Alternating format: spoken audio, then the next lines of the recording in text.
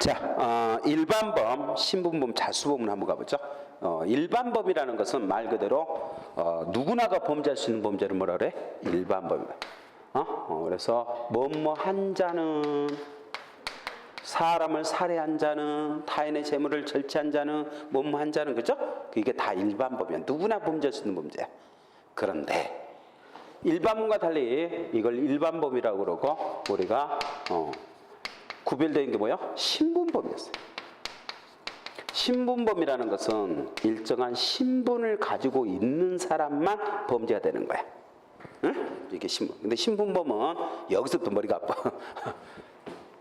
진정 일반범과 달리 진정 신분범이 있고 뭐가 있다고? 부진정 신분범이. 진정이란 말이 형법상에 부진정이란 말이 자주 등장을 해요. 물론 지난 시간에도 이미 진정 부진이 한번 나왔는데 기억이 나나? 우리가 법률주의에서 공소시효 문제를 할 때 공소시효가 이미 지난 걸 다시 마련하면 그거는 진정소급법이라고 했고, 공소시효 아직 지나지 않은 걸 갖다 늘린단 말이야. 그걸 부진정소급법이라 했어. 우리 판례는 부진정소급법은 원칙적으로 인정하면서 진정소급법은 원칙적으로 허용 안 하고 외적으로 심히 중대한 공익상 사유가 있을 때만 인정한다 하고 배웠죠? 기억나요? 기억나야 되는데. 자, 진정신분 뭐냐? 자, 부진정신분이다. 자, 요거는 이제 진정이란 말은 구성 요건이 어쩐다고? 신분을 요구하는 거야. 신분을 필요로 하는 거야. 예를 들면 수뢰죄 같으면 공무원 또는 중대인이 하고 딱 조문상에다가 뭐라고? 구속 요건에 나열해 놨어. 그러니까 선생님 같은 사람은 수뢰죄를 범할 이유가 있어 없어? 없지. 왜? 나는 선생님 공무원이 될 일도 없고 중대인이 될 일도 없잖아. 물론 선생님도 이제 공무원이 안 되라는 보장은 없지. 왜? 만약에 선생님이 예를 들어서 시의원이나 구의원 나갔다. 선거에서 당선됐다. 그러면 될 수도 있겠지. 그러나 우리는 그래서 이걸 구성적 신분이다. 하나씩은 꼭 외워야 돼. 뭐라고? 수뢰죄. 수뢰죄는 공무원 또는 중개인, 공무원이 범하는 범죄. 쉽게 얘기해서. 그럼 부진정은 뭐냐? 부진정은 일명 가감적 신분이라고 그래. 왜 가감적 신분이라고 그러냐면 신분이 없어도 범죄가 돼. 근데 신분이 있기 때문에 형을 가중 또는 감경하는 거다. 알겠어요? 가중 또는 감경. 그래서 일명 가감적 신분이다 그래. 그래서 어떤 경우일까? 전속살인. 전속살인. 자, 전속살인 같으면 어쩝니까? 누구나가 살인할 수 있어. 그러나 자기 직계 전속을 죽였으니까 무겁게 처벌하겠어? 가볍게 처벌하겠어? 무겁게 처벌하지. 그래서 가중해서 처벌하지. 근데 영아살인죄. 자기 애를 낳았는데 애가 약간 이상해. 얘가 기형아야. 그럼 얼마 키우고 싶겠어? 그 죽였다. 그게 뭐라고? 영아살인죄야. 이거는 직계 전속이 비속을 죽이는 거야. 그래서 어쩐다? 오히려 이번에는 어떡한다? 영아살인죄는 가중하겠어? 감경하겠어? 일반 살인죄보다 어떻게 하겠어? 감경하지. 가중한 게 아니라 감경. 왜? 좀 비속이니까. 자, 그래서 이걸 합쳐서 뭐란다? 가감적 신분이다 그러는 거야. 왜 가감적 신분인지 알겠죠? 가중하거나 감경한다 이 말이야. 자, 좀 깊이 들어가 봅시다. 어차피 요거는 나중에 어디 가면 공범과 신분에 가면 또 배워요. 33조 배울 때. 알았어요? 그때 또 배우니까 지금 좀 잘해놓으면 좋겠죠? 자, 수뢰죄가 있고 유기죄라는 게 있는데 사람을 유기한단 말이죠. 근데 이 유기죄에서 시험에 잘 내는 이유가 뭐냐면 법률상 계약상 의무 있는 자만 해당돼. 그러니까 조리상은 안 돼. 여러분 지나가다가 저 사람 죽게 생겼어. 근데 그냥 방치하고 가버렸어. 그래도 여러분은 처벌 안 받아. 왜? 여러분 관계없는 사람이니까. 근데 만약에 선생님이 우리 아들이 저기 잘못 죽게 생겼어. 병원에 가야 살 수 있을 것 같아. 근데 내 버릇 없어. 그랬더니 죽어버렸어. 그럼 뭐야? 선생님 처벌받아. 왜? 선생님은 아들을 보호해야 할 의무가 있기 때문에. 그게 유구래, 유구. 알겠어요? 그 유기죄는 이거는 법률상 계약상으로 한정돼 있다. 이거 시험이 잘 내요. 그러니까 법률상 뭐라고? 계약상 의무 있는 자가 이렇게. 그래서 주의하셔야 돼요. 반면에 또 뭐가 있어요?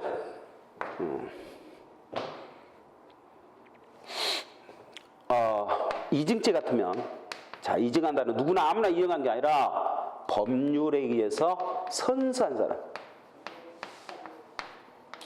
선서를 해야 돼. 선서한 자만이 범할 수 있죠. 그것도 법률에 한 선서이기 때문에 여러분 경찰청에서 선서해봤자 그는 이증죄 안 돼. 그럼 법률이 정해놓은 선서가 아니기 때문이야. 알겠어요? 또 우리가 뭐 또 이거 말고도 횡령죄 같으면 타인의 재물을 보관하는 자, 보관자가 범하고, 또 배임죄 같으면 타인의 사무를 처리하는 자가, 자, 사무 처리자만이 범할 수 있다. 타인의 사무를 처리하는. 이게 딱 명시돼 있단 말이야. 법 조문에. 아까 수뢰죄는 뭐라고? 공무원 또는 중개인이, 그죠? 이렇게 명시돼 있단 말이야. 이런 경우를 우리가 구성적 신분 또는 다른 말로 진정 신분범이다 그래. 자, 요것 말고도 우리는 부징신문 전속세 이용하사죄 말고도 대표인 게 상습 도박죄. 누구나 도박할 수 있어. 그러나 상습으로 범했기 때문에 무기히 처벌하는 거예요. 알겠죠? 또 뭐 있어? 업무상 범죄 걸리죠. 업무상 횡령죄나 업무상 배임죄처럼 업무상이란 말이 붙었단 말이에요. 그럼 일반 범죄보다 무겁게 처벌해. 일반 횡령죄보다는 업무상 횡령죄는 훨씬 무겁게 처벌하지. 업무상 배임죄도 마찬가지. 알겠어요? 업무상 과실치상죄도 말이에요. 일반 과실치상죄 달리 업무상 과실치상죄는죠, 무겁게 처벌해. 동의낙태죄는 업무상 동의낙태죄 무겁게 처벌해. 그런데 꼭 외에는 있다고 그랬죠. 항상 그게 문제야. 뭐가 문제냐? 바로 외가 있는데 업무상이 붙긴 붙었는데 진정이 있어. 업무상 비밀누설죄. 아까 우리가 친고죄 요게 있었죠? 업무상 비밀죄. 사모의 비밀 업무는 그때. 요거 친고죄에서 배웠었죠. 근데 이게 문제는 부진정이 아니라 진정이에요. 왜 선생님 업무상이 붙었는데 부진정이에요? 진정이에요. 부진정이 아니고. 왜 그러냐면 여기는 신분이 나열돼 있어. 응? 의사, 한의사, 뭐 치과사, 조산사, 약제사 쭉 나열돼 있단 말이야. 그래서 그 사람들만 범할 수 있게 해놨어. 알았죠? 그래서 진정. 근데 여러분 시험에서 이런 문제가 한 번 나왔다. 2011년 3월 달에 문제 나오기를 박스를 쳐놓고, 자, 무슨 죄 쭉 나열해 놓고, 부진정 신분범에 해당하는 범죄는 몇 개냐고 냈단 말이야. 응? 자, 이런 문제 풀 때 어떻게 하냐? 요령이 필요해. 그러니까 물론 실력도 실력이지만 문제 풀 때는 뭣도 필요하다고? 요령. 일명 뭐라? 스킬도 필요하다. 스킬. 그건 이제 문제 입반할 때 그런 스킬을 가르쳐줘. 근데 자, 여기 봐요. 뭐가 문제냐면 요 업무상 비밀죄. 아까 있죠? 이거는 진정이라 했잖아요. 또 공무상 비밀누설죄 마찬가지겠죠. 비밀 누설죄도 진정입니다. 부진정이 아니라. 그럼 어떻게 쉽게 파악할 수 있냐? 선생님한테 배운 사람들은 딱 5초 만에 풀었단 말이야. 응? 이거 5초 만에 풀 수 있겠어? 잘 안 되지. 근데 선생님한테 배운 사람들은 5초 만에 풀었단 말이야. 어떻게 풀었냐? 요령이 있었겠죠? 남이 모르는 요령. 가르쳐 줄까 말까? 잘 주셔야지. 근데 어떻게 하면 쉬워요. 왜? 자, 여기 가려도 살인죄, 도박죄, 업무상 가려도 뭐 횡령죄, 동의낙죄. 가려도 돼. 가려도 범죄가 돼. 그림 뭐라고? 그게 부진정이야. 자, 레죄? 이런 범죄 있어? 레죄? 없지. 근데 선생님 이거 가리면 되잖아. 아니야. 비밀 침해죄는 있는데 우리 형법에 비밀 누설죄라는 거 없어. 반드시 비밀죄는 업무상이든 공무상이 붙어야 된단 말이야. 그렇기 때문에 이거는 가리면 안 된다. 가리면. 그래서 진정이야.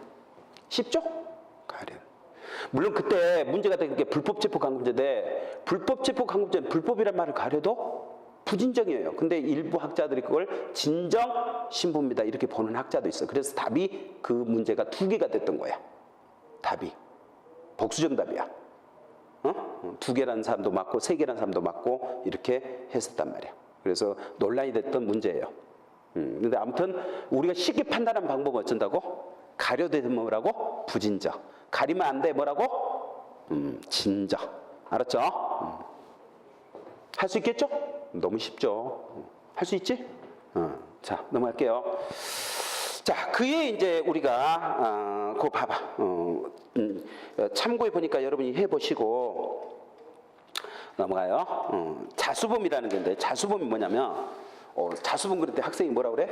범죄해놓고 자수한 사람을 자수범이 아니 그거는 그냥 자수라고 그러지 자수범이라고 하네. 그러면 한자로 쓰면 여러분 시험 한자를 잘 모르나? 자수범이야.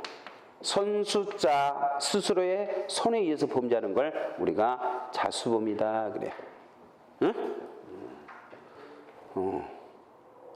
스스로의 손에 의해서 범죄하는 걸 뭐라고? 자수범이다.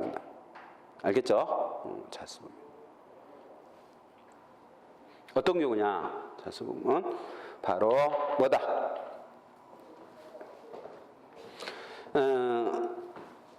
자기 스스로의 손에 범죄니까 이것은 간접정범 형태가 나올 수가 없대. 응? 형태가 나올 수 없는 문제. 또는 공동정범 형태가 나올 수가 없는 범죄가 뭐라고? 이게 바로 자수범이라는 거예요. 그러니까 자기 손에 의해서만 범죄하는 거야. 자기가 해야 되는 거야 직접. 응? 자, 여기에 대표적인 형법상 범죄는 뭐가 있냐? 이증죄가 있어. 이증죄. 이증죄가 바로 뭐다? 요게 자수범이야. 그래서 여러분 시험 문제 자수범을 낸 적이 있는데 어떤 문제를 냈냐? 우리 강론에 가서 또 나올 겁니다. 근데 미리 좀 해놓죠. 여기 봐요. 갑이라는 사람이 을이라는 사람을 시켜가지고 병에 대해서 이증하겠단 말이야. 이증을 하겠다. 이증. 이증을 하겠다. 이때 이 갑은 자 을이 뭐냐? 근데 을이 문제는 이증을 했어. 근데 이 사람이 선서 무능력자야. 자, 여러분이 형사공부 배우겠지만 선서 능력이 없는 사람은 이증을 했더라도 요거는 이증죄가 안 되는 거죠. 응? 그러면 우리가 아까 스님 잠깐 농담으로 했는데 처벌받지 않는 자를 이용해서 범죄한 걸 뭐라 했어? 응? 아까 간접적으로 뭐가 생각나야 돼? 따뜻하다 생각했죠? 정신병자를 갖다 시켜 불질렀다. 정신병 처벌되지 않는 자야. 그걸 이용한 나는 뭐가 된다? 간접적이 된단 말이에요. 그래서 이 갑은 이 선수문제가 이증죄로 처벌되지 않는 자니까 이증죄의 간접정범이다 그래야 돼요. 그러나 이증죄라는 것은 간접적 형태가 나올 수 있어 없어? 없다. 왜? 자수범이니까. 아시겠어요? 그래서 이거는 갑은 뭐야? 결국 무죄가 되는 거야. 그래서 우리 판례상에서 증거 이죄를 구성하지 아니한다 이렇게 나와. 이증죄가 안 된다 소리야. 알겠어요? 무슨 말이 됐어요? 요걸 2번이나 냈단 말이에요. 이 문제를. 그래서 알아두시고. 자, 목적범 들어갑니다. 목적범 좀 시험에 잘 내는 편은 아닌데 일단 목적을. 그러면 이것도 마찬가지. 구속요건에다가 법 조문에다가 목적을 나열해놨어. 뭐 행사할 목적이라든지 또는 국헌을 물라할 목적이라든지 거기에 범죄 단체를 조직할 목적이라든지 뭐 이런 범죄할 목적이라든지 뭐 이런 목적을 나열해놓으면 어쩐다? 그게 바로 진정 목적법. 근데 목적이 없어도 범죄되는데 목적이 있기 때문에 형을 가중해. 그걸 뭐라고? 부진적 목적법. 아까 똑같죠? 신분범도 신분이 없어도 범죄되는데 신분이 있기 때문에 범죄되는 게 부진정이고 신분이 있어야만 범죄되는 게 진정이자야. 마찬가지 목적범도 목적이 구성요건에 있어야만 범죄돼. 그게 진정 목적범이고 목적이 없어도 범죄되는데 목적이 있기 때문에 형을 가중하는 걸 뭐라고? 부진적 목적범 이렇게 이야기를 한다 그 말이에요. 아시겠죠? 자, 그 정도 해놓고 참고 보니까 거기에 시험에 잘 나온 게 있죠. 모의증죄, 모의증멸죄, 출판물 등 명예훼손죄는 목적범이야. 모의 이증죄는 모의할 목적을 갖고 있어요.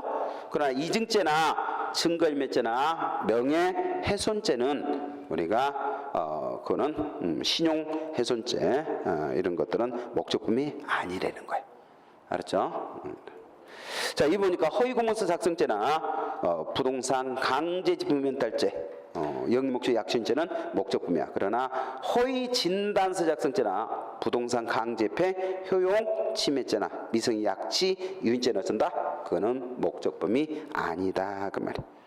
특히 4번의 별표 5개, 5개, 3개도 아니고 몇 개? 5개. 5개 정도 뭐 얼마나 잘 나온다는 거예요? 목적품 나오는 거야. 그래서 거기 보니까 문서에 관한 죄는 전부가 목적품이에요. 왜? 행사할 목적을 갖고 있거든. 근데 문서에 관한 죄 목적품이 아닌 게 3가지가 있는데 외워야죠. 공정증서, 원본, 부실기죄, 허위 진단서 작성죄, 각종 행사죄. 문서 부정행사든 행사든 행사죄가 붙어있으면 행사하고 있으니까 행사할 목적이 필요 없죠. 그러니까 목적품이 아니지. 다시 한번 외워야 돼요. 공정증서, 원본, 부실계제. 나중에 이제 강론에서 배울 거예요. 내가 호적 신고를 허위로 해버려. 그러면 그게 바로 공정증서, 원본위죄야. 알겠어요? 그러니까 일반 서류하고 달리 이 공정증서, 원본은 이 신고를 하게 되면 국민의 의무와 권리가 문제가 돼. 알았어요? 그런 걸 말하는 거야. 호적 때문에 우리는 뭘 갑니까? 군대 갈 날짜가 결정돼. 선거 날짜가 결정돼. 그죠? 그러니까 그런 걸 갖다 우리가 공정성 원본이라고 그래. 그러니까 공정성 원본 부실기획죄야. 근데 허가 밖에서 내가 서류 내는 그런 것은 공정성 원본이 아니야. 응? 자, 그 다음에 허위 진단서죄. 이게 헷갈리게 허위 공문서 작성죄는 목적품이야. 그러나 허위 진단서 작성죄는 목적품이 아니거든요. 그래서 헷갈리는 거야. 알았어요? 그래서 조심해야 된다. 허위 공문서 작성죄하고는 달라요. 그 위에 보면 그랬잖아. 2번에 허위 공문서 작성죄는 목적품인데 허위 진단서 작성죄는 목적품이 아니다. 그렇게 돼 있잖아. 시험에 잘 내는 거다. 자, 경향범죄다. 일정한 경향이 나타나야지 범죄가 되는 거야. 그러면 공연음란죄 같으면 반드시 했죠? 음란한 경향이 드러나야 돼. 우리 판례 보면 음란한 경향이다. 응? 여자가 짧은 치마 입으면 음란한 경향이야? 아니야. 그거는 공연음란죄가 아니야. 근데 성기를 보인다든지 이러면 공연음란죄. 응? 그러니까 이 여자들이 야하게 옷 입었단 말이야. 근다해서 공연음란죄가 되는 거 아니야. 근데 이걸 할랑 벗고 성기가 다 보여. 그럼 뭐가 된다고? 공연음란죄. 그러니까 여자가 만약에 뭡니까? 우리나라에서는 그게 용납이 안 돼. 만약 공연하는데 옷을 할랑 벗고 공연한다. 그러면 우리나라에서는 바로 처벌한다. 데려간단 말이에요. 애국 같은 애 어쩝니까? 하잖아요. 특히 예술 같은 경우는 애국에는 뭐가 가능해? 행예술이라고 해서 활랑 벗고 사진 찍고 막 그러잖아요. 그런 거 있죠? 근데 우리나라 그거 하면 큰일 나요. 우리나라 그 용납이 안 돼요.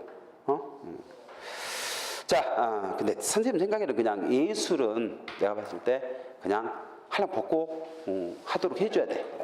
왜 그러냐면 우리나라 사람들이 참 안 좋은 점이 있어요. 다른 사람들하고 다른 점이 이게 관음증이 있다는 거야. 우리나라 사람들이. 뭐냐면은 자꾸 못 보게 해. 감춰. 그러니까 지금 궁금하지. 그러니까 막 남의 그 속옷 찍어대고 그러잖아요. 뭐를 찍어 그걸? 그러니까 아예 어쩐다? 보게 만들어 버려야 돼. 응? 선생님 한 가지만 이야기하면 왜 그 이야기를 하냐면 우리나라 사람들은 이렇게 남의 걸 보려면 그 목욕탕이나 이런 데 가야 되잖아요. 근데 다른 나라 사람들은 그렇지 않거든. 그러니까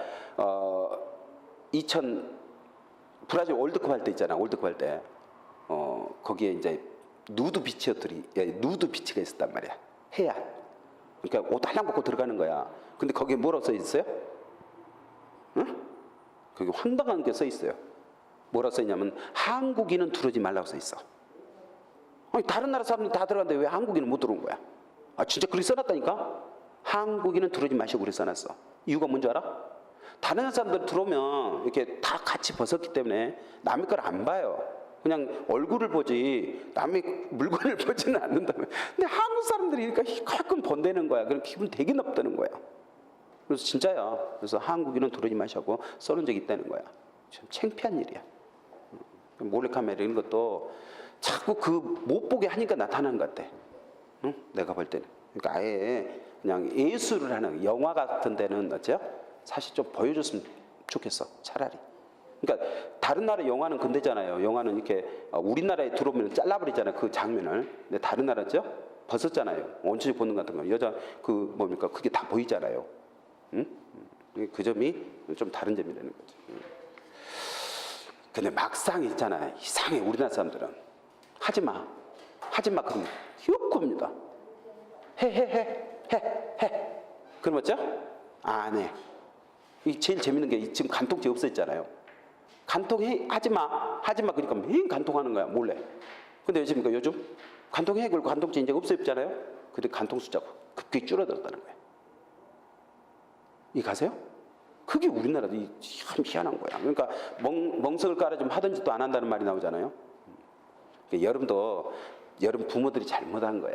왜 그러냐면 여러분 부모들이 너 공부하면 때 죽일 거야 아주. 공부하지 말고 놀란 말이야. 그랬으면 공부 열심히 했을 거야. 근데 공부해라 그러니까 공부하기 싫은 거야. 진짜야. 이게 꼭 청개구리 어디 가면 청개구리라는 그 뭡니까? 그 저기 동화가 나오겠어. 엄마가 어쩝니까? 죽으면서 내과에다 묻으라 했잖아요. 그러니까 이 자식이 평소에는 말도 안 듣더니 죽으니까 엄마 말 꼭 들어야 되고 내과에다 묻잖아요. 엄마는 청개구리니까 애가 어째요? 반대를 할 거라고 생각을 하고 내과에 묻으라 했단 말이야. 그러면 얘는 다 안쪽에 묻었을 거 아니에요.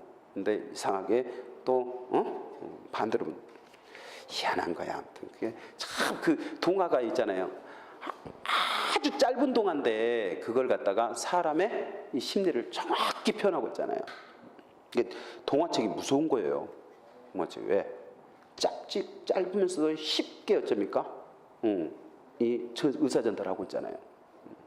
자, 자연범입니다. 자연범은 우리가 자연적으로 다시 말하면 사회윤리적으로 비난받을 것들은 다 범죄라는 그게 자연범이야. 그러나 아무런 도덕상 문제는 없어. 그러나 법을 만들어놨기 때문에 범죄가 되는 거야. 예를 들면 우리가 12시에 돌아다닌다고 문제가 있습니까? 처벌하는 경우가 있어요? 없어요. 근데 옛날에 박정희 대통령 때는 뭐야? 전두환 때까지도 있었어요. 12시 넘어 돌아다니면 처벌받았어. 그게 야간 통행 금지법이야. 그런 게 있었어. 왜 간첩 잡는다는 명목으로 이렇게 만든 거야. 근데 사실 알고 보면 그게 이제 이 데모하는 애들 있잖아. 학생들, 정부 반발하는 애들, 그네들 때려잡기 위한 그거였다는 거지. 그게 이제 영화 보면은 무슨 영화지? 효자동 이발소라는 그 영화 있어. 그 영화 보면 그게 잘 나오죠. 그 심리가. 근데 아무튼 그게 법정범은 그래서 이 법으로 만들어놨기 때문에 범죄야. 원래는 범죄가 아니야. 그걸 법정범이란다. 자, 별로 중요치 않고 행위로 봅니다. 행위로는 뭐냐면 시험에 내지는 않아요. 근데 우리가 아까 이야기했죠. 모든 범죄는 뭐가 기준이다? 뭐가? 범죄로는 시발점 뭐부터 시작된다? 행위부터 시작된다. 왜 그냥 우리가 형법 첫 시간에 배울 때 형법이 뭐다 그랬더니 어떤 행위가 범죄고 그랬단 말이에요. 항상 전제가 되는 거 뭐다? 행위야, 행위. 어떤 행위가 범죄냐. 또 오늘 범죄 배울 때 범죄는 뭐라고? 구속요건에 해당하고 이법하고 책임 있는 뭐라 했어? 행위다 그랬단 말이에요. 항상 그러니까 전제로 깔고 가는 게 뭐다? 행위단 말이에요. 근데 그 행위에 대해서 아직까지도 어쩐다? 명확한 행위 개념이 있다 없다? 없다는 거야. 응? 없다는 거야. 없다는 거야. 그래서 문제가 되는 거야. 자, 그래서 마이오프란 사람은 행위를 놓고 이렇게 해야겠다. 행위라는 것은 바로 세 가지 기능을 담당하는데 바로 한계 요소의 기능이 있다. 그러니까 애초에 마이오프는 뭐라 했냐면 형법상의 행위라는 것은 어떤 의식을 가지고 행해야 된다. 의식 없이 이루어진 행위는 어쩐다? 행위로 보지 말자. 응?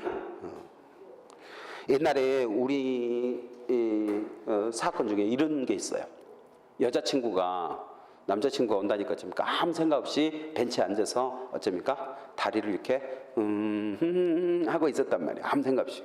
그 뒤에 남자친구가 어쩝니까? 어? 장난하려고 그냥 이렇게 눈가기 이렇게 한 거야. 누구게? 그랬단 말이에요. 그랬더니 여자가 놀래갖고 지금 순간적으로 하고 쳐버린 거야. 그랬는데 남자친구가 이 턱을 맞고, 그죠?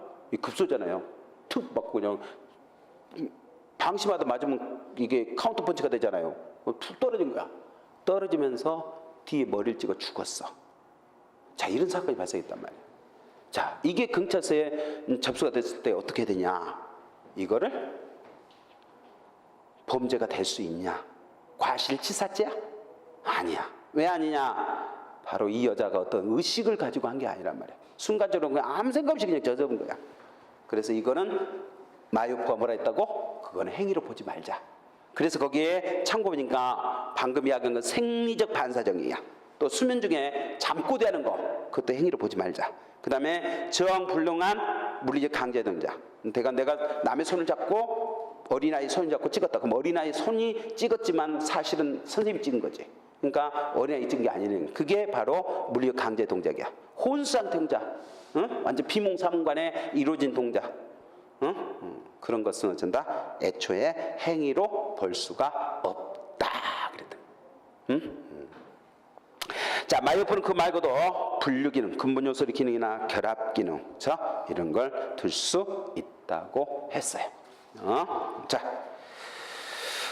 넘어가고요. 그런데 문제가 발생했어요. 뭐가 문제냐?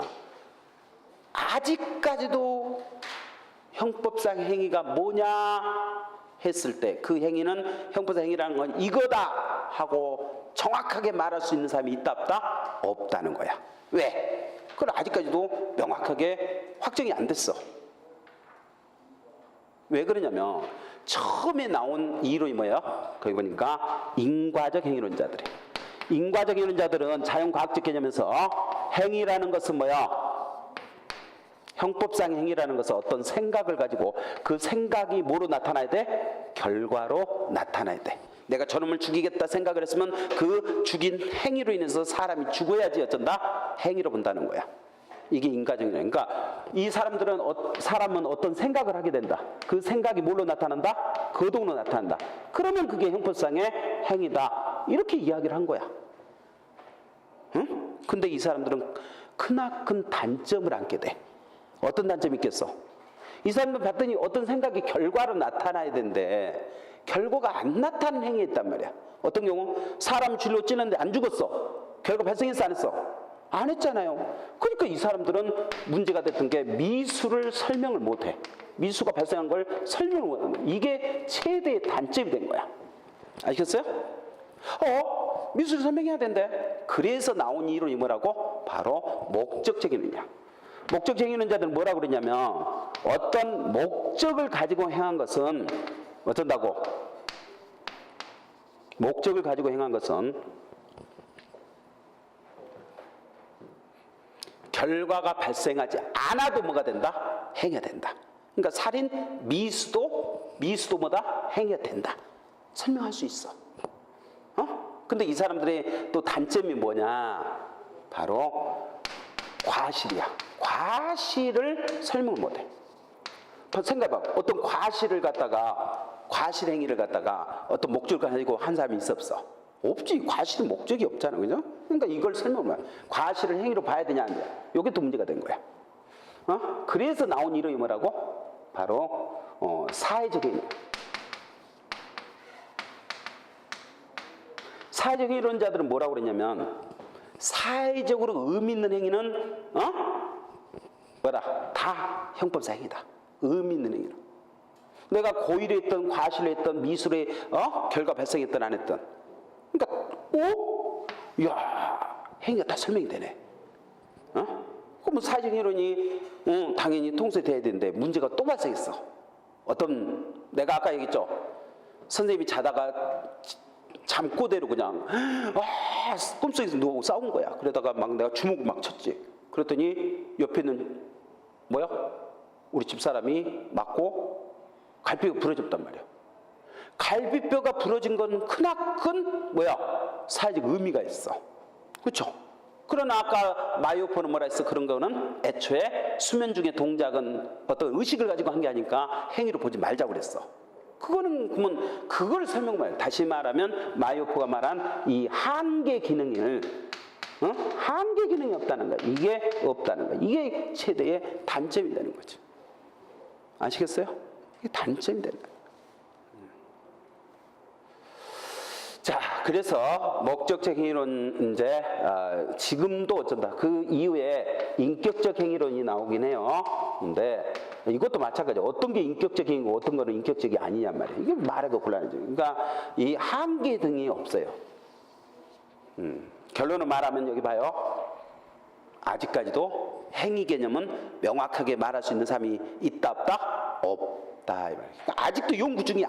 교수님들이. 그래서 가끔 농담을 하는 말이 뭐라고? 형법은 행위로 시작하지만 뭘로 끝난다? 행위로 끝나. 아직 행위 정의지 않았으니까. 자, 근데 아까 선생님이 이야기한 모든 것은 다 어떻게 된다고? 객관설과 주관설과 뭘로 나눈다고? 절충설로 나누죠. 자, 인과적 이론자들은 바로 객관주의적 학설이야. 그 다음에 요거는 목적행위는 주관주의적 학설이야. 그럼 요거는 뭐야? 절충주의란 말이야. 둘을 플러스 해놓은 거야. 사회행위는. 아시겠죠? 그러니까 모든 이론은 다 항상 객관설, 주관설, 그리고 뭐라고? 절충설. 알았어요? 그럼 대분이 끝난다. 자, 그 정도 해놓고 깊이는 안 들어가겠습니다. 행위의 주체 객체로 봅니다. 형법상에서 행위의 주체는 원칙적으로 자연이랍니다. 자연 이상은 그것이 연령이든 책임 능력의 유무를 불문합니다. 그래서 3살짜리, 6살짜리도 전다 범죄행위 할 수 있고 80 먹은 노인도 전다 범죄행위 할 수 있다 그 말이에요.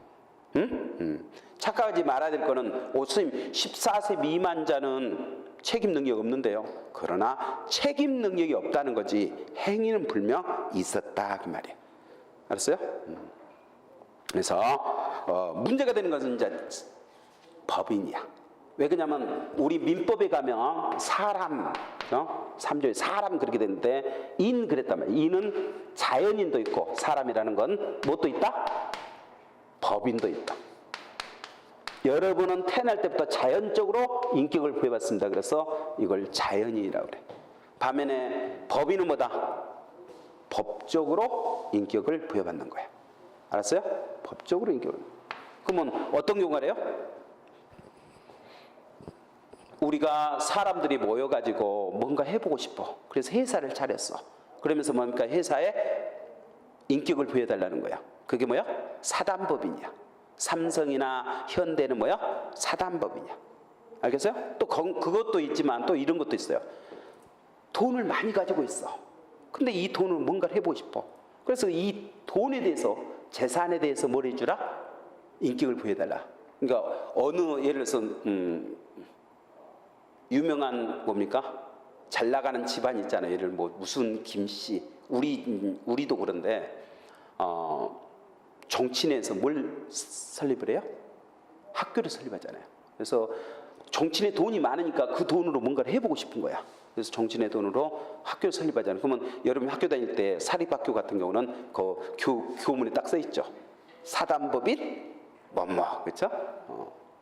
우리 학교 다닐 때 뭡니까? 고등학교는 만대. 사단 법인 이름이 만대. 뭐였어? 기억나? 그래, 그렇게 그런 게 있단 말이야. 그게 재단법인이라는 거야. 아무튼 중요한 것은 이 법인도 뭐다? 범죄할 수가 있냐? 사람이야. 사람의 당연히 장애인이니까 어떤 의사를 가지고 있고, 그러니까 사람을 죽인다든가 할 때 당연히 범죄기로 봐야죠. 그런데 문제는 법인이 범죄할 수가 있냐? 자, 생각해봐. 삼성이 범죄를 할 수가 있냐? 요게 이제 논란이 된 거죠. 그래서 가끔 그게 시험에 나와. 우리 통설 판례는 어쩐다? 법인의 범죄 능력을 부정하고 있어요. 알았어요? 왜 부정하냐? 그게 이제 시험 문제죠. 봐봐. 법인이라는 건 삼성이 어떤 의사 육체를 가지고 있는 건 아니야. 그러니까 행위 능력이 없죠. 두 번째, 법인은 기관인인, 자, 이종이라든가 이런 기관인인 자연인을 통해서 행위를 하면 돼. 그러니까 굳이 삼성 굳이 따로 처벌할 이유가 있다 없다? 없다. 이렇게 말하는 거야.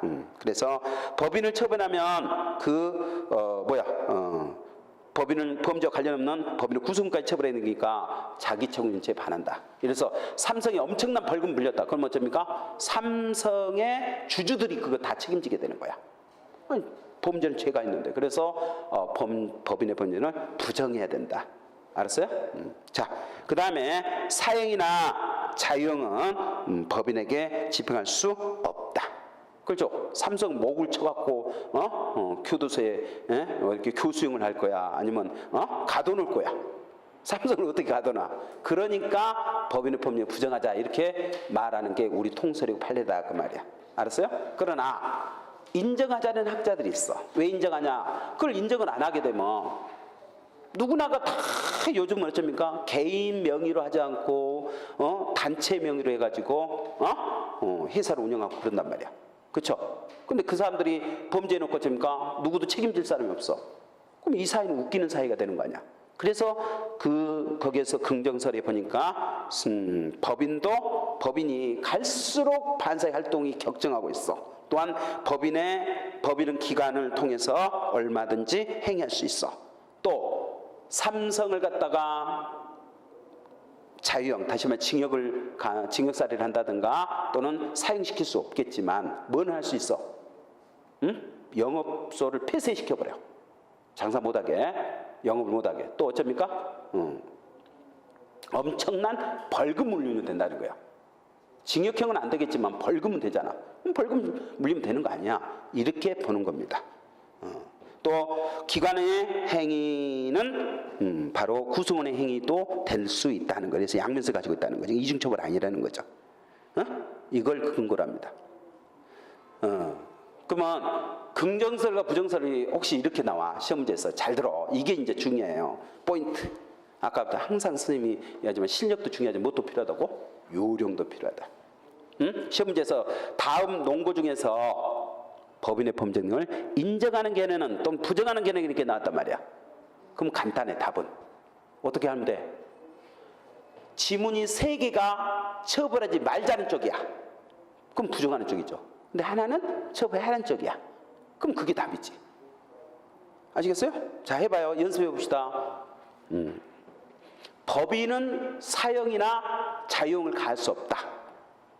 그러니까 어쩌자는 거예요? 사형이나 자유형을 가할 수 없으니까 어떻게 하자는 거예요? 처벌할 수 없다는 거지. 부정설이잖아요. 에이, 법인에게 엄청난 벌금 물리면 되잖아. 그건 뭐야? 처벌하자는 쪽이잖아. 그렇게 찾는다 이 말이에요. 그걸 갖다가 되니 안 되니 찾고 있으면 머리가 아파지는 거야. 근데 간단하게 어쩌? 이게 처벌하자는 쪽인지 내용이 처벌하지 말자는 쪽인지 그것만 기억하면 쓴다. 쉽게 찾을 수 있는 거야. 그런데 문제가 발생해서 어떤 문제가 발생했냐면 이 행정범이야. 행정 집행을 하면서 이 뭡니까? 예를 들면 이런 거야. 어느 회사에서 엄청난 폐수를 갖다가 독극물을 갖다가 하천에 흘렸단 말이야. 그랬더니 하천에 고기들이 다 죽었어. 뉴스에 나와. 가끔 그잖아. 근데 그 사람들 왜 하천에다 흘려보냈지? 왜 그래요? 왜? 그러면 답은 이런 거야. 왜 할머니들은 쓰레기 봉투에다가 쓰레기를 집어넣어서 버려야 되는데 꼭 뭐야? 남이 없는 틈을 따서 그냥 민봉지에다가 갖다 버릴까? 왜 그래요? 왜 그래? 왜 그래? 할머니가 왜 그냥 일반 봉투에다 갖다 버려? 쓰레기 봉투에 안 넣고. 왜 그래? 간단하지. 봉투 값이 아까우니까 정량제 봉투는 돈을 사야 되잖아. 똑같아. 이 폐수를 흘리는 사람들의 특징이 뭐냐면 폐수를 갖다 정상적으로 갖다 버리려면 어쩌냐면 돈이 많이 들어. 그러니까 하천에 슬슬 흘려보내면 돈 안 내고도 처분을 할 수가 있는 거지. 근데 고기가 다 죽어. 하천이 썩어버려. 그래서 어떻게 하냐면 그 사람을 처벌한과 동시에 뭐 또 해야 돼? 그 사람이 그 회사가 본 이익을 갖다가 환수를 해야 돼. 그래서 그 돈으로 어쩝니까? 다시 하천을 깨끗하게 만드는 데 써야 된단 말이에요. 그게 행정범이라는 거예요.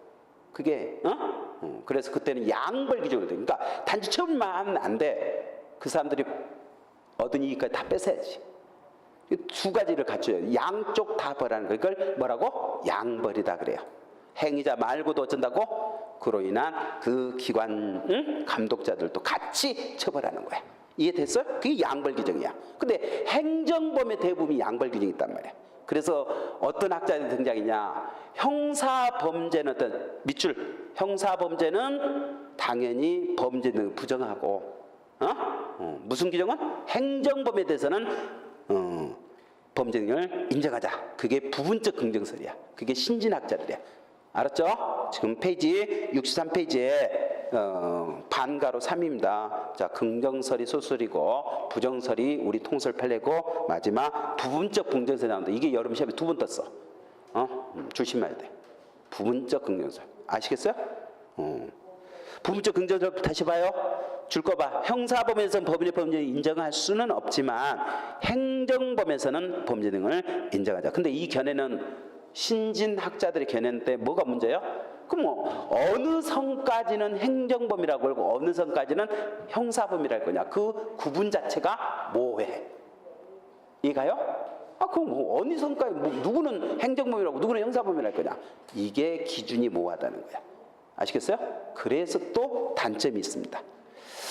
자, 아무튼 결론을 말하면 우리 통설 판례는 어쩐다고? 법인의 법령을 부정했다. 그래서 위에 판례 보니까 1번 판례 봐봐. 법인이 처벌해야 할 의무를 지는 타인의 사무에 관해서는 법인이 배임죄 주체가 될 수 없고 그 범인을 대표해서 사무를 처리하는 자연인인 대표기관이 바로 배임죄 주체가 된다. 그래서 요거 하나 기억합니다. 물론 2번 판례에서 법익이 없는 사단도 범죄 능력이 없어요. 자, 요거 하나만 기억합니다. 여기 봐. 이런 문제가 났어요. 옛날에 A 회사가 있는데 A 회사의 대표 이사가 누구냐면 의리야. 의리란 사람이 회사 업무를 하다 보니까 회사가 어려워. 그래서 A의 회사 가지고 있는 땅을 갖다 일부를 갖다가 병한테 팔았어. 매도를 했단 말이야. 근데 어쩌냐? 나중에 회사가 어렵게 되니까 이제 그 주식을 많이 갖고 있는 사람이 뭐가 돼? 대표이사가 바뀌는 거지. 그래서 대표이사가 을로부터 누구한테? 갑으로 바뀌었어. 근데 갑이 대표이사 되고 나서 딱 보니까 어쩝니까? 회사 땅이 있는데 팔았더라 이 말이야. 팔았는데 문제는 뭐야? 아직 등기는 안 돼 있어. 완전히 넘어가지는 않았단 말이야. 그래서 그걸 이용해서 갑이 어쩝니까? 정한테 되팝니다. 또 팔았다 이 말이야. 그러면 이거는 일명 부동산 이중매매라는 거. 나중에 우리가 배우지만 이 부동산 이중매매는 어쩐다? 배임죄 문제가 발생해. 근데 문제는 아까 우리는 법인의 범죄는 인정한다 부정한다? 부정한다 그랬잖아요. 그래서 이 A 회사와 이 갑의 죄책이 어떻게 되냐 말이야. 우리 판례에 가면 A 회사는 법인이니까 범죄이 없으니까 뭐야? 무죄가 되고 누가? 바로 이 대표기관인 갑이 바로 배임죄가 된다는 거야. 갑이. 알았어요? 대표기관. 그게 우리 판례 입장이야. 그래서 1번에다가 이 그림 그려놓고 이해를 하시면 쉬워요. 그 옆에 판례 1번에다가 1번 2에 책 뭡니까? 공간 있잖아요. 거기다가 이 그림을 그려놓으란 말이에요. 그리고 집에 가서 다시 한번 해보라. 예? 그래서 법인은 범죄이 없으니까 무죄고 이 누가? 기관인 바로 갑이 배임죄가 된다 그 말이에요. 자, 법인의 처벌에 대해서는 우리 옛날에는 대부분이 관련성만 있으면 과실이 직접인 과실 규명 안 돼도 책임 물어야 된다. 이게 무과실 책임이야. 그러면 책임죄에 반하기 때문에 현재 대법원이나 헌법재판소가 반드시 책임이 규명이 돼야만이 처벌할 수 있다 하는 입장을 정해서 책임주의과에서 지금은 뭐다? 바로 과실 책임서를 취하고 있다는 거죠. 근데 우리 양벌 규정에 어떤 문제가 나냐면 그냥 듣기만 해요. 중요한 건 아니까. 양벌 규정에 보면 분명히 회사와 관련이 있지만 명확하게 규명이 안 됐는데 처벌하는 경우가 있단 말이야. 그러면 그거는 책임주에 반한다는 헌법재판소의 이혼 결정이 나오게 됩니다. 그와 같은 것들이 거기 선생님이 나열된 거예요. 그리고 시험에 나오지는 않습니다. 그런 것들이 있었다는 것만 알면 돼요. 알았죠? 다만 시험에 나온 것은 바로 판례야. 지금부터 판례를 들이파야 돼요. 판례 보니까 1번 보니까 아까 이야기한 바로 양벌 규정에서 단지 관련성이 있다고 해서 책임을 묻는 것은 책임주에 반한다는 이혼 결정의 사례를 갖다 선생님 넣어놨죠? 1번이 그렇습니다. 제일 마지막 줄에 보니까 책임 없는 자에게 형벌을 부과할 수 없다. 그래서 책임주에 반한다. 이해가시죠? 그래서 일부 양벌 규정에 대해서 이혼 결정을 한 사례입니다. 자, 2번 판례 너무 잘 나옵니다. 필패시고 합병으로 인해서 소멸한 법인이 그 종업원 등의 이 법인에 대해서 양벌 규정에 따라서 부담하던 형사책임 그 성자 이전을 허용하지 않는 것으로서 합병으로 인해서 존속하는 법인에 승계되지는 아니한다. 응? 이게 뭔 말이에요? 여기 봐요. 자, 우리나라에 유명한 합병을 해갖고 큰 회사가 있죠. 그 회사가 무슨 회사? 잘 나가는 회사. 뭡니까? LG야. LG는 두 회사가 합해진 거야. 그게 합병이라는 거야. 알겠어요? 합병이란 말이 뭐라고? 합쳐진 거야. 그래서 LG는 LG잖아요. 럭키. 다시 말하면 화학회사. 옛날에 이 치약 만드는 회사야. 응? 화학회사. 그래서 지금도 어쩝니까? 럭키 생활건강이 있잖아요. 저 LG 생활건강 참 LG 생활 그게 럭키 전신이 응? 럭키로 난 거죠. 이게 럭키가 골드스타락에서 바로 금속 옛날 전기에서 전기 선풍기 만드는 회사 응? 그 회사를 먹은 거죠. 왜? 항상 먹은 회사가 어쩝니까? 앞에 나옵니다. 그래서 LG야. 그래서 이 두 사가 합해서 LG가 된 거야. 근데 여기 지금 그게 중요한 게 아니라 만약에 골드스타가 범죄를 했다 이 말이야. 응? 그때 둘이 합해했다고 해서 새로운 법인 LG가 그걸 책임져야 되냐? 그렇진 않나. 왜? 그건 형사범죄지. 이 재산이 합해했다고 해서 처벌할 건 아니야. 쉽게 말하면 이거하고 똑같은 겁니다. 여러분이 아버지로부터 상속받았어 재산을. 그러면 상속받았으면 아버지가 범죄한 걸 여러분 책임져야 됩니까? 범죄한 것도? 그건 아니잖아요. 똑같은 이야기. 그러니까 합병 그 밑줄 이해하셨죠? 합병으로 인해서 존속하는 범인에 승계되지는 아니합니다. 알겠죠? 지금 잘 나와요. 자, 넘어가서 자, 3번 판례 봅니다. 3번 판례. 자, 친고죄의 경우에 있어서 행위자의 범죄에 대해 고소가 있으면 족하지 양벌규정에 처벌받는 자에 대해서 별도. 그러니까 양벌규정 양쪽 다 벌하는 거잖아요. 근데 둘 다 고소를 해야 되냐? 아니라면 어느 한쪽만 고소해도 됩니다. 시험에 잘 나옵니다. 이것도. 그러나 자수라는 것은 어쩐다? 고소하고 달리 자수는 바로 법인의 이사, 기타 대표자만이 자수야. 줄 거. 하나, 둘, 그 두 번째 법인의 마지막 줄에 보니까 마지막에 법인의 자수 감경의 형법 제52조 1항의 규정을 적용하기 위해서는 법인의 이사, 기타 대표자 줄 거. 법인의 이사, 기타 대표자가 자수할 때만 안 한다는 거예요. 그래서 기억을 해둬야 됩니다. 나머지 4번도 잘 납니다. 미성년자 보호법상의 양벌규정에서 영업주의 처벌은 금지 위반 행위자인 종업원의 처벌에 종속하는 것이 아니라 독립해서 그 자신의 종업에 대한 선임 감독상의 과실로 처벌하는 거지. 그 미성년 잘못했기 때문에 처벌하는 게 아니라 이 말이야. 그 잘못 때문에. 그 미성년을 제대로 감독을 안 했기 때문에 처벌하는 거지. 미성년자가 잘못했다는 거 그것 때문에 처벌하는 건 아니라 이 말이야. 알겠죠? 무슨 말 이해가 됐을 거고. 자, 그 다음에 6번도 잘 나옵니다. 6번. 양벌 규정에서 자연인과 법인이 함께 처벌받는 경우 자연인에 대해서는 장량강령을 하고 법인에 대해서 장량강 안 했다고 해서 그것이 위법한 게 아니야. 무방하다 그 말이야. 괜찮다 그 말이에요. 자, 나머지 읽어보시고 특히 10번에 법인이 아닌 약국을 실제로 경영하는 약사가 다른 약사를 고용해서 그 고용된 약사를 명의상 개설 약사로 등록하게 해두고 약사 아닌 종업원을 직접 고용하여 영업하던 적에 그 종업원이 약사법 위반 행위란 경우 그 책임 누가 해야 돼? 실질적 경영자가 해야 돼. 그러니까 돈 많은 사람들이 어쩐다고? 약사를 여러 명을 갖다 사는 거야. 월급 주면서 줍니까? 대형 약국을 만드는 거야. 요즘 약국들이 다 그래요. 옛날에 약사 하나 있었지만 지금 어째요? 가면 약사가 막 3명, 4명 있잖아요. 대부분 그렇잖아요, 요즘. 그때 그러나 그 약사들 명의로 했다 하더라도 실질적인 물주는 어떤다? 따로 있는 거야. 그러면 거기에 일하는 아가씨가 있잖아. 막 큰 소리 치잖아, 어때는? 왜 아가씨가 약사도 아닌데 큰 소리 칩니까? 바로 물주의 실질, 물주란 말 쓰면 안 되고 실질적 경영자의 어쩐다? 끈아풀이지. 그러니까 아니야, 너 같으면 돈은 누구한테 맡겨놔야 돼? 자기 조카나 이런 아는 사람한테 맡겨놔야 될 거 아니야. 그래서 걔가 큰 소리를 빵빵 쳐. 그러니까 만약에 걔가 잘못했을 때 그 여자애가 잘못 누가 책임져야 된다? 약사가 책임질 게 아니라 실질적 경영자가 책임져야 된다 그 말이야. 이해하셨죠? 자, 마지막으로 11보니까 지방자치단체가 나옵니다. 요즘 지방자치단체 때문에 머리가 아파요. 물론 그 사람들도 잘해보려고 하는 거지만 갈수록 빚은 늘어나요. 자기들이 뭘 한다고 해서 사업 실패하거든. 막 이상한 걸 해놔, 그렇죠? 머리가 아파. 근데 잘 들어봐. 이 인천시가 있다. 인천시 또는 전주시 이런 지방자치단체가 있단 말이야. 근데 지방자치단체 두 가지 일을 해요. 하나는 국가에서 하락하니까 하는 업무가 있어. 그걸 기관 위임사무라 그래요.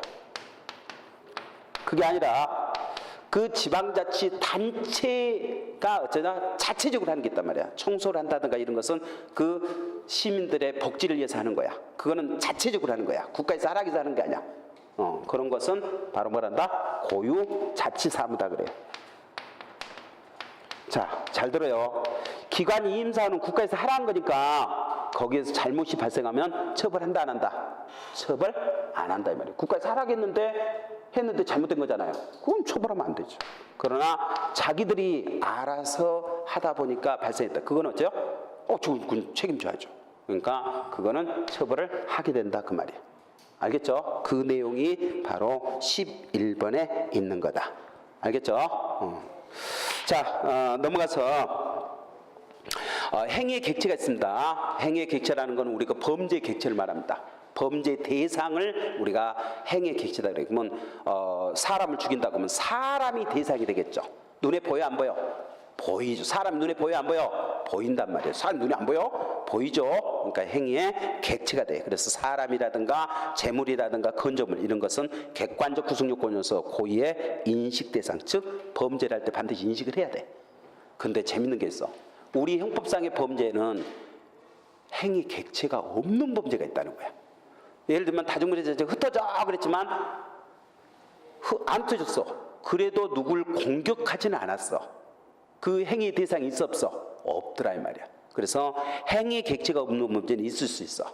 그게 거기에 보니까 다중물의죄, 단순의죄, 태고죄, 무고죄, 이증죄가 여기에 해당한단 말이야. 알겠죠? 반면에 보호객체가 나왔죠? 구성요건에 의해서 보호되는 가치적 관념적 대상, 즉 보호법익을 말한다.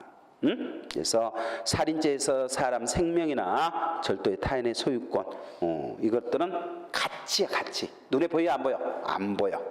알았죠? 옛날 시험에, 지금 시험에는 그런 거 안 나오지만 옛날 시험에는 이랬단 말이야. 다음 주 행위 객체가 아닌 것은 또는 보호 객체가 아닌 것은 이렇게 나왔단 말이야. 그럼 너무 쉬웠어. 왜? 세 개는 눈에 보이면 하나는 안 보여. 세 개가 눈에 안 보이면 하나는 보여. 근데 이제 예를 들어서 생명은 눈에 보여 안 보여? 생명이 눈에 보여 안 보여? 안 보이지. 그걸 무슨 그거 안 보이는 그럼 깎아봐야지. 아시겠어요? 자, 마지막 줄에 2번 필표하고 행위의 객체가 없는 범죄는 우리 형법에 있을 수 있어요. 그러나 보호하고자 하는 법익이 없는 범죄는 있을 수 있다 없다? 없다. 알았죠? 거기까지. 자, 수고하셨습니다.